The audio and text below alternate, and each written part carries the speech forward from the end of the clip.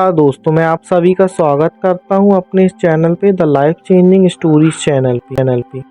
आज मैं आप सभी के सामने एक नई कहानी लेकर के प्रस्तुत हूं जिसका शीर्षक है रेत पर बने निशान। यह कहानी आर्यन नाम के एक लड़के की है। आर्यन एक छोटे से गांव में रहने वाला एक लड़का था। उसकी आंखों में एक ही सपना पल रहा था, एक महान चित्रकार बनने का। लेकिन उसकी किस्मत ने उसे एक कठिन चुनौती दी थी। आर्यन के हाथ बचपन से ही कांपते थे। जब वह ब्रश पकड़ता तो उसके हाथ कांपने लगते, जिससे वह एक सीधी लकीर तक नहीं खींच पाता था। गांव के लोग अक्सर उसका मजाक उड़ाते और कहते, आर्यन, जब तुम्हारे हाथ ही तुम्हारा साथ नहीं देते तो तुम कला की दुनिया में कैसे टिकोगे? पेंटिंग तुम्हारे बस की बात नहीं है। इस बात से आर्यन अक्सर उदास हो जाता, लेकिन उसके दिल के किसी कोने में एक आग अब भी जल रही थी। एक दिन आर्यन शहर के एक पुराने पार्क में अकेला बैठा अपनी किस्मत को कोस रहा था। तभी उसकी नजर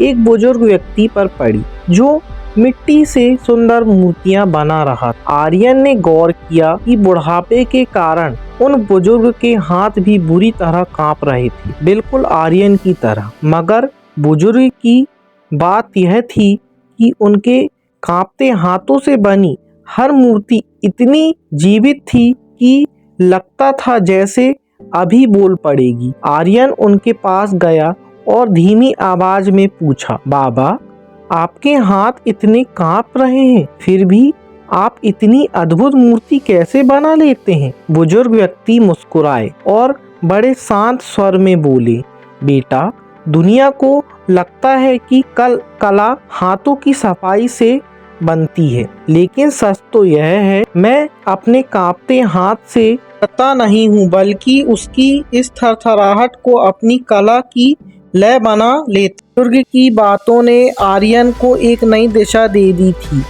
उसने समझ लिया कि कमी उसके हाथों में नहीं, उसके नजरिए में थी। आर्यन ने अब पेंट ब्रश से सीधी लाइन खींचने की जिद छोड़ दी और एब्स्ट्रैक्ट आर्ट पर ध्यान देना शुरू कर दिया। उसके कांपते हाथ ने कैनवास पर ऐसी अनोखी पेंटिंग बनाई जो कोई स्थिर हाथों वाला कलाकार भी नहीं बना सकता था। उसने दिन रात मेहनत की। शुरुआत में लोगों ने उसकी कला को अजीब कहकर नकारा, लेकिन आर्यन ने अब लोगों की बात पर ध्यान देना बंद कर दिया था। उसने अपनी इसी शारीरिक कमजोरी को अपनी नेचर स्टाइल बना लिया था। सालों की कड़ी तपस्या के बाद शहर की सबसे बड़ी आर्ट गैलरी में आर्यन की पेंटिंग को प्रदर्शित किया गया। जब मुख्य पेंटिंग से पर्दा उठा तो वहां मौजूद हर शख्स दंग रह गया। उन पेंटिंग में एक अजीब सी हलचल, ऊर्जा और गहराई थी। कला के एक पारीख ने हैरान होकर पूछा, आपकी इस पेंटिंग में यह अद्भुत वाइब्रेशन और ये लहरें कैसी आई? यह तो नामुमकिन सा लगता है। आर्यन ने गर्व के साथ कहा, मुस्कुराते हुए कहा, यह मेरी कमजोरी की आवाज है जिसे मैंने अपनी सबसे बड़ी ताकत बना लिया।